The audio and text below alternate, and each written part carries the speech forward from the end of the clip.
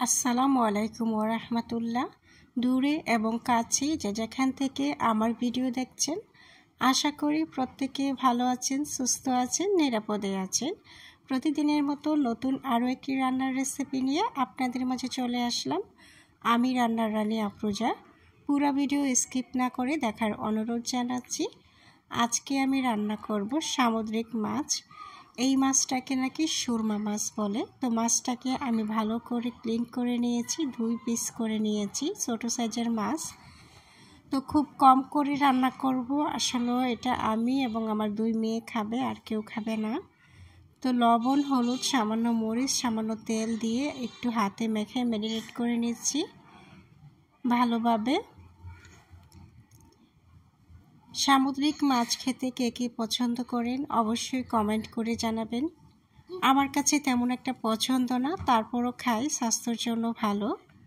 তো মাছটা মাখা হয়ে গেলে চুলার মধ্যে প্যান বসিয়ে দিলাম, অল্প পরিমাণে তেল দিলাম, তারপর এক এক করে মাছটা দিয়ে দিচ্ছি। তেল গরম হওয়ার পর মাছ দিচ্ছি। আর এই মাছের মধ্যে যে অনেক বেশি লবণ, এটা আমার মাথায় ছিলই না।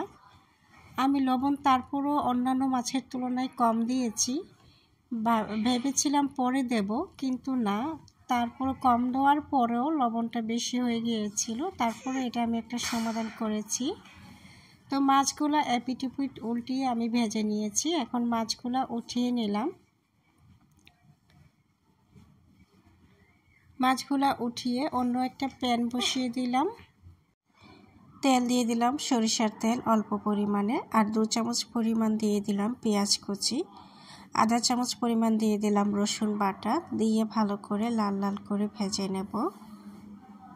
তো আপনারা যারা যারা আমার ভিডিওটা ফেসবুক পেজ থেকে দেখছেন, অনুরোধ করছি ফলো দিয়ে সাথে থাকার জন্য। পেঁয়াজ রসুনটা ভাজা হলে আমি 2 চামচ পরিমাণ দিয়ে দিয়েছি টমেটোর পেস্ট, দিয়ে টমেটোর পেস্টটাও ভালোভাবে ভেজে নিয়েছি। তারপর অল্প পরিমাণে পানি দিচ্ছি। অল্প পরিমাণে লবণ দিলাম, কারণ মাছ ভাজার আগে আমি লবণ দিয়েছিলাম। তো অল্প পরিমাণে লবণ দিয়ে 1 চামচ হলুদের গুঁড়া, আধা চামচ ধনিয়া গুঁড়া, 1 চামচ দিয়েছি লাল মরিচের গুঁড়া, 1 চিমটি পরিমাণ দিয়েছি জিরা গুঁড়া, দিয়ে মশলাটা ভালোভাবে আমি কষিয়ে নিয়েছি। তারপর পরিমাণ মতো গ্রেভি দিয়েছি মাছটা রান্না করার জন্য। তারপর এক এক করে মাছের পিসগুলো দিয়ে দিলাম। দিয়ে যখন রান্নাটা করছিলাম, তখন দেখলাম যে মাছের লবণ চেক করে লবণটা বেশি হয়ে গিয়েছে। তো আমি তো টমেটোর পেস্ট দিয়েছি, তো লবণ যেহেতু বেশি হয়েছে, তো এখন আর কি করা, লবণটা কমানোর জন্য আমি এখানে আরও একটা টমেটো স্লাইস করে কেটে দিয়ে দিলাম। সামুদ্রিক মাছ রান্নার ক্ষেত্রে আমার মনে হয় লবণটা না দেওয়াই উত্তম, রান্নার শেষে চেক করে দেওয়াটা উচিত। আমি তো ভুলেই গিয়েছিলাম। তো টমেটো দেওয়ার পরে লবণটা অনেকটা কেটে গিয়েছে, ভাত খেতে গিয়ে পারফেক্ট হয়েছে। তো এখন রান্নাটা ততক্ষণ পর্যন্ত করে নেব যতক্ষণ পর্যন্ত না মাখো মাখো একটা ঝোল আসবে, আর এর মধ্যে টমেটোগুলোও সিদ্ধ হয়ে যাবে। খুব সহজ এবং সিম্পল করে কিন্তু রান্নাটা করতেছি। রান্নাটা কিন্তু দারুণ হয়েছে এবং খেতেও বেশ ভালো লেগেছে।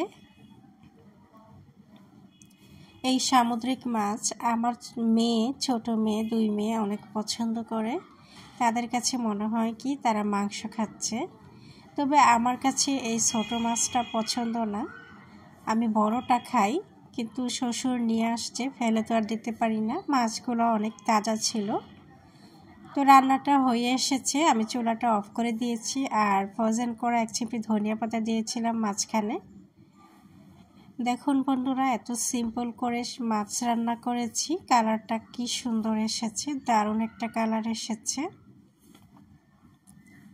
এবং কম তেল দিয়ে আমি রান্নাটা করেছি যেন স্বাস্থ্যসম্মত থাকে, এবং সরিষার তেলটাও দিয়েছি।